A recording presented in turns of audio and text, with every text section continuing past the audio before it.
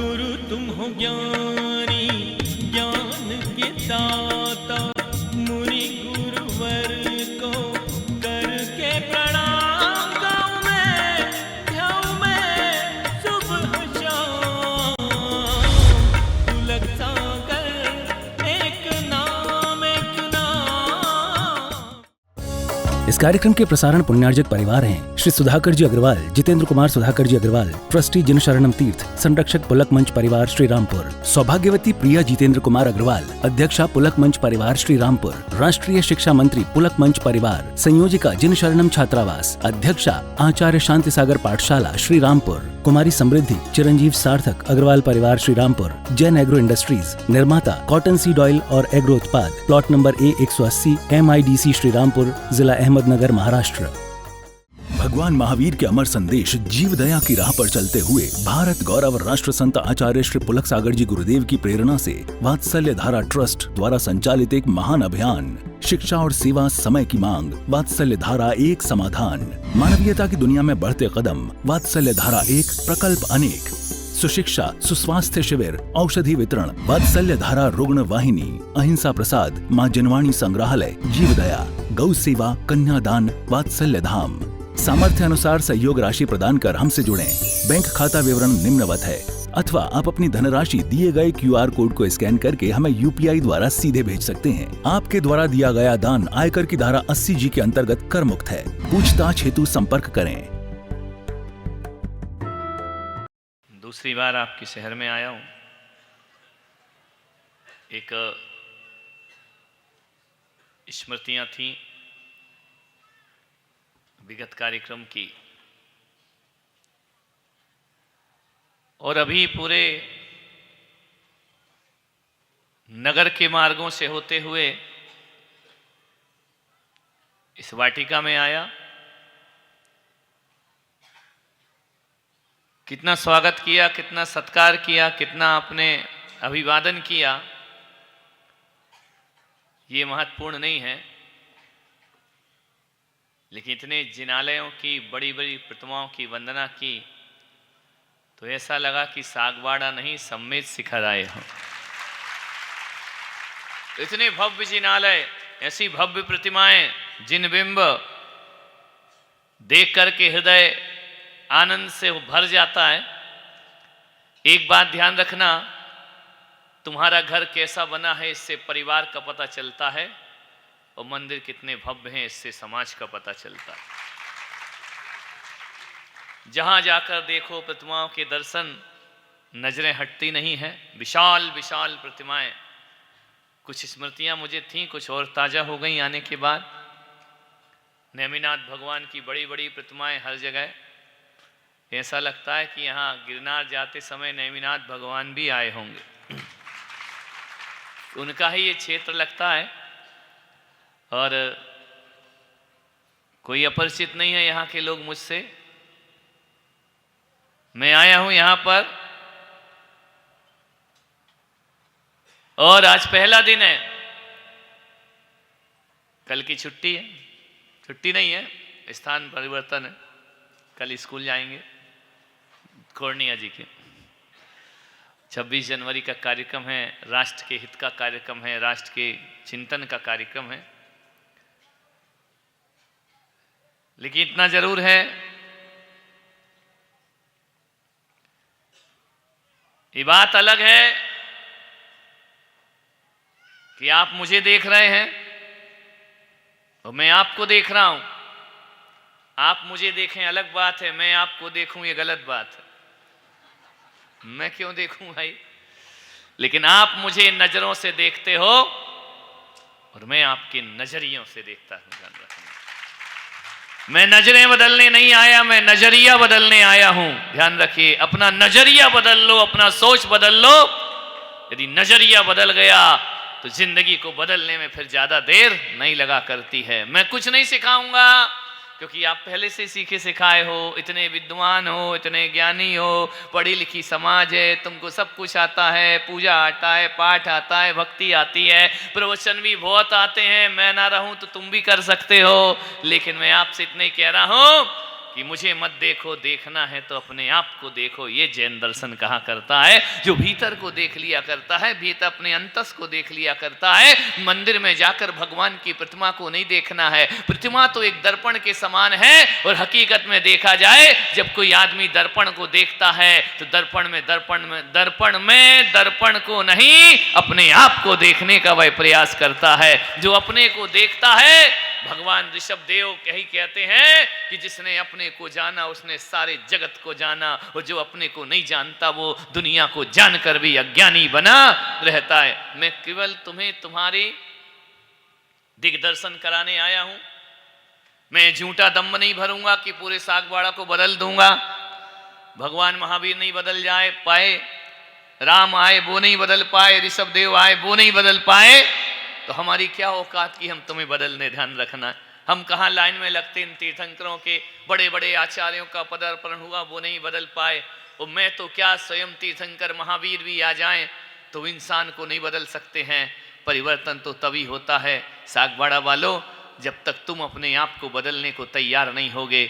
मैं तो क्या, तीर्थंकर भी तुम्हें बदल नहीं सकते हैं। परिवर्तन को तैयार तुम्हें होना है, बदलने को तैयार तुम्हें होना है, सोचने को तैयार तुम्हें होना है। गंगा बहती है हिमालय से निकल करके गंगा सागर की तरफ, लेकिन एक बात याद रखना, वो जो गंगा बहती है वो किसी की प्यास बुझाने के लिए नहीं बहा करती है। गंगा का काम होता है गंगा सागर में जाकर विलीन हो जाना। लेकिन ये भी सच है कि जो भी प्यासा उसके पास जाता है, गंगा उसकी प्यास जरूर बुझाया करती है। मान्यवर, आपसे निवेदन है, मेरा लक्ष्य लोगों को सुधारना नहीं है, मेरा लक्ष्य अपने आप को सुधारना है। ध्यान रखना, मेरा लक्ष्य परमात्मा के सागर में जाकर विलीन हो जाना है। लेकिन जो भी श्रद्धा भक्ति से आएगा, और एक बात और याद रखना, गंगा के किनारे खड़े होकर बोलो कि गंगा मेरे मुख में प्रवेश कर, तो सदियां बीत जाएंगी, जिंदगी खत्म हो जाएगी, उम्र बीत जाएगी, गंगा मुख में प्रवेश नहीं करेगी। गंगा तो उनकी ही प्यास बुझाती है जो गंगा के चरणों में घुटने टेकते हैं, अपनी अंजलि बनाते हैं और झुक करके अमृत पान करते हैं। गंगा उनकी प्यास बुझाया करती है। आप चाहोगे तो परिवर्तन होगा, बाहर से परिवर्तन नहीं हो सकता है। भीतर से मैं चाहूं कि बदल लूं तो नहीं बदल सकता हूं। समस्या ये है कि आदमी अपने घर के अंदर बंद है, दरवाजों में बंद है।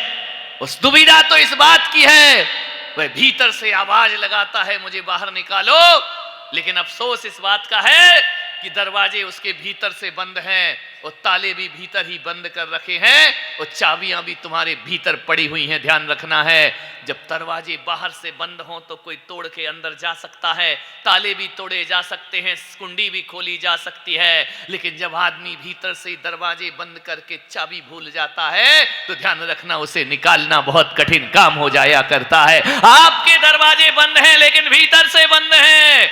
बाहर से होते तो एक एक घर के ताले तोड़ के मैं प्रवेश कर जाता, लेकिन अफसोस है दरवाजे तुमने भीतर से बंद किए हैं। मैं केवल आवाज लगा सकता हूं बाहर से खड़े होकर कि जाग जाओ, ताला भी तुम्हारा है और चाबी भी तुम्हारी और दरवाजे भी तुम्हारे हैं। बस एक बार जागृति आ जाए तो बंधनों से मुक्त होने में फिर आदमी को ज्यादा देर नहीं लगा करता है। तुमने खुद ही अपने द्वार बंद कर रखे हैं, तुमने खुद ही अपने भाग्य को बंद कर रखा है, तुमने अपने कपाट खुद बंद कर रखे हैं। संत का काम तो आवाज लगाना है, सागवाड़ा वालों जागते रहो, जागते रहो। रात को एक चौकीदार आवाज लगाता है, जागते रहो, जागते रहो। उसकी आवाज सुनकर कुछ लोग जाग जाते हैं, कुछ सोए रहते हैं। ध्यान रखना, आवाज लगाना मेरा काम है, कोई जागे या ना जागे उनकी मर्जी हुआ करती है। ध्यान रखना, मैं केवल आवाज लगाने यहां पर आया हूं। मेरे पास इतना सामर्थ्य नहीं है कि पूरा आकाश गुंजा सकूं, लेकिन इतना सामर्थ्य तो रखता हूं, इस पंडाल को गुंजा के तुम्हें झंकृत करने की ताकत मैं अपने अंदर रखता हूं। मेरे पास इतना सामर्थ्य नहीं कि आकाश का सूरज उतार के तुम्हारे आंगन में रख दूं। मैं पुलक सागर हूं, आकाश का सूरज तो धरती पे नहीं ला सकता हूं, लेकिन एक जलता हुआ दिया तुम्हारे हाथ में जरूर रख सकता हूं। ध्यान रखना, क्योंकि जो सूरज के पास है वही दिए के पास हुआ करता है। जो प्रकाश सूरज के पास, वही प्रकाश दिए के पास होता है। हम उस परंपरा और उस वंश में जीने वाले लोग, उस परंपरा में हमारा जन्म हुआ। कहा जाता है कि भगवान महावीर जहां जाते थे शेर और गाय को एक घाट पानी पिलाया करते थे। मैं पुलक सागर इतना पुण्यात्मा नहीं हूं कि शेर और गाय को एक घाट पानी पिला सकूं, लेकिन मैं इतना जरूर कर सकता हूं कि यदि दो भाई आपस में लड़ते हैं, बोलचाल नहीं है, देवरानी जिठानी में बोलचाल नहीं, सास बहू में झगड़े हैं, भाई बहन में झगड़े हैं, मैं उन्हें एक थाली में बिठाने का प्रयास जरूर कर सकता हूं। ध्यान रखिए, इतना ही मेरा सामर्थ्य, इतना ही मैं कर सकता हूं। मैं केवल आवाज लगाऊंगा, घर में बैठे रहो वो तुम जानो।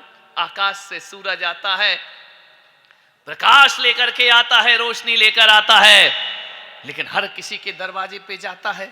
वो ऐसा नहीं है कि केवल जैन के दरवाजे पर जाए, हिंदू के दरवाजे पर जाए, मुसलमान के दरवाजे पर ना जाए।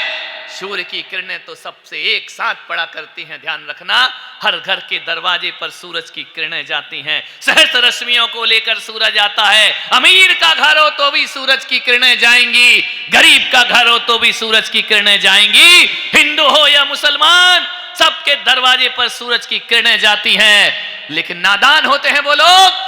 12 घंटे सूरज इंतजार करता है। ध्यान रखना, 12 घंटे कि तुम अपने दरवाजे खोल लो तो मैं उनमें प्रवेश कर जाऊं। लेकिन जो लोग दरवाजे खोल लेते हैं उनके घर रोशनी से भर जाते हैं, और जो दरवाजों को बंद रखते हैं 12 घंटे सूर्य की किरणें इंतजार करती हैं, और 12 घंटे में दरवाजे नहीं खोले तो अपना प्रकाश समेटती हैं और रास्ता चल की पश्चिम की ओर चली जाया करती हैं। मान्यवर, मैं भी आपसे यहाँ आया हूँ 12 घंटे नहीं, सागवाड़ा वालों 12 दिन तो रुकूंगा। ध्यान रखना है, अभी तुमने नहीं कहा है कितने दिन रोकना है, ये तो हम ले आए, सरकारी ऐलान है। ध्यान रखना मान्यवर, 12 दिन मैं तुम्हें जगह, क्योंकि बहुत थक गया हूं, चल के आया हूं 150 किलोमीटर, कभी यहाँ कभी वहां, लेकिन बीच बीच में विश्राम रहा। ओबरी में एक अद्भुत इतिहास रचा। 30% जैन समाज, सारी नॉन जैन समाज वहां बैठकर प्रवचन सुनती थी। आखिरी में एक इतिहास रचा डूंगरपुर, जहां जहां से आया हूं। ध्यान रखना, मैं इतना जरूर करता हूं, कुछ तो नहीं कर सकता हूं, मैं पूरे गुलशन को, पूरे इस चमन को फूलों से नहीं भरता हूं, लेकिन जहां से भी निकलूंगा अपनी खुशबू छोड़ करके जरूर जाऊंगा। ध्यान रखना, वह खुशबू तुम्हारे जीवन को महकाने का प्रयास करेगी। आप सब दिन पहले से आप मुझसे परिचित हैं, मैं आपके अंदाज से परिचित हूं और आप मेरे अंदाज से परिचित हैं। ध्यान रखना है, भव्य मंदिरों के दर्शन किए, 11:30 बजने जा रहे हैं। समझ गए होंगे आप लोग, आपका भी समय हो गया और हमारा भी हो गया है कि तुम्हारा समय तो कई बार होता है दिन में, हमारा 24 घंटे में एक ही बार होता है। लेकिन बहुत भावना रही। दिनेश जी का विशेष आग्रह उदयपुर से ही रहा, सागवाड़ा उनका तो आग्रह ही नहीं रहा, वो तो उदयपुर से कह रहे अगला चौमासा सागवाड़ा, अगला चौमासा सागवाड़ा। और उनकी यशोगाथाएं जो मैं गांव-गांव सुनते आ रहा हूं, जहां से भी गया, आतरी हो चाहे ये कहां से आए ओबरी, जगह जगह दिनेश जी के चर्चे में सुनते आ रहा हूं कि दिनेश जी से समाज ने, गांवों ने, ग्रामों ने, शहरों ने इतना मांगा तो उन्हें इतना देने का प्रयास किया है। पूरा विकास उनके द्वारा, उनके कार्यकाल में हुआ है। जिस राजपथ से मैं चल के आया, कल पता चला यह भी उनकी ही देन है। उन्होंने सब कुछ समर्पित किया। हुमड़ समाज के लिए, हुमड़ भवन के लिए कमर कस करके जो आगे आए, समाज को एक मजबूती प्रदान करने में एक ऐसा नेतृत्व समाज को मिला। दिनेश जी खोनिया, जिस पे पूरा समाज गर्व किया करता है, उन्हें पूर्ण पुण्यार्जक बन करके मंगल कलश उस उदयपुर में प्राप्त किया। जगह जगह विकास। मुझे ओबरी में बताया कि महाराज जो भी जहां आप प्रवचन कर रहे हो, वो प्रवचन स्थल भी यदि देन है तो दिनेश जी खोनिया की देन है। उन्होंने ऐसा पूरे देश में, ऐसा अपने क्षेत्र में उपक्रम किया है, और जहां जिसने जो मांगा देने का प्रयास किया।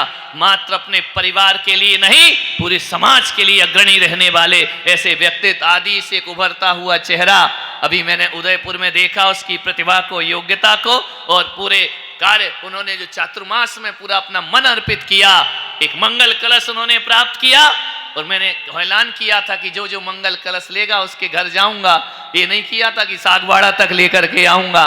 मैंने कहा आदिश यहीं क्यों नहीं रख रहे, उदयपुर में भी तुम्हारा घर है, वहां क्यों नहीं रख रहे कलश? बोले यहाँ क्यों रखूंगा, मैं तो अपने पैतृक घर में ले जा करके रखूंगा। तो इनका वहां ले जाओगे? बोले आना पड़ेगा, हमने लिया है कलश, मंगल कलश, और आज मैं यहाँ पर आया और कल मंगल कलश का कार्यक्रम उनके घर में आयोजित होने जा रहा है। यहाँ पर समाज का जो एकता है, अखंडता है, वह प्रभावित करती है यहाँ की सोच, यहाँ का व्यक्तित्व। मैं सकल समाज को, सेठ जी भी नए नए हैं, युवा जोश है, उनको आशीर्वाद में उनको प्रदान करता हूँ बहुत बहुत। और जो उपक्रम उन्होंने किया है, वैभव की टीम, वैभव के लोग, यहाँ पर महिलाएं तो सब अपने आप में है जबरदस्त।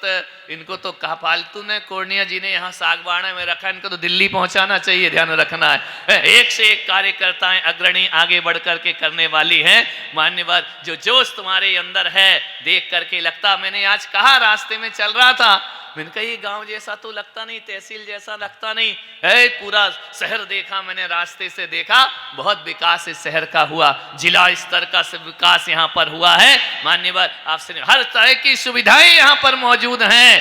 मान्यवर, आपसे निवेदन है, आग्रह है, मैं कहीं भी जाता हूँ पहले से नहीं कहता हूँ कितने दिन रुकूंगा, सागवाड़ा में कहना पड़ा मैं कितने दिन रुकूंगा क्या। मान्यवर, आपसे निवेदन है, और कल तो नहीं, परसों से नज़ारा यहाँ का कुछ और होगा। हवाएं भी बहुत चल रही हैं, 2 दिन की ठंडी ठंडी हवाएं हैं, और अभी कहा कि 2 ही दिन रहेगा महाराज ये नज़ारा ठंडी का, फिर गर्मी आ जाएगी। अरे मैंने कहा वो सूरज गर्म करे या नहीं करे, मैं तुम्हें गर्म करने का प्रयास करूंगा यहाँ से, और एक ऊर्जा प्रदान करने का प्रयास करूंगा। भगवान महावीर के अमर संदेश जीव दया की राह पर चलते हुए भारत गौरव राष्ट्र संत आचार्य श्री पुलक सागर जी गुरुदेव की प्रेरणा से वात्सल्य धारा ट्रस्ट द्वारा संचालित एक महान अभियान, शिक्षा और सेवा समय की मांग, वात्सल्य धारा एक समाधान, मानवीयता की दुनिया में बढ़ते कदम, वात्सल्य धारा एक प्रकल्प अनेक, सुशिक्षा, सुस्वास्थ्य शिविर, औषधि वितरण, वात्सल्य धारा रुग्ण वाहिनी, अहिंसा प्रसाद, माँ जनवाणी संग्रहालय, जीव दया, गौ सेवा, कन्यादान, वात्सल्य धाम। सामर्थ्य अनुसार सहयोग राशि प्रदान कर हमसे जुड़ें। बैंक खाता विवरण निम्नवत है, अथवा आप अपनी धनराशि दिए गए QR कोड को स्कैन करके हमें UPI द्वारा सीधे भेज सकते हैं। आपके द्वारा दिया गया दान आयकर की धारा 80G के अंतर्गत कर मुक्त है। पूछताछ हेतु संपर्क करें।